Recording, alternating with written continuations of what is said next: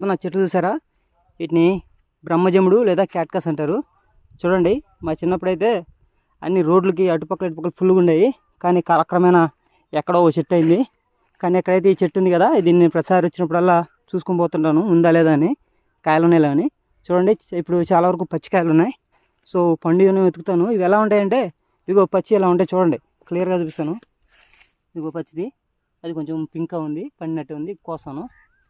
ఈ తింటే ఎలా ఉంటాయంటే, మన పింక్ డ్రాగన్ ఫ్రూట్ ఉంటుంది కదా, పింక్ డ్రాగన్ ఫ్రూట్ లాగే ఉంటుంది.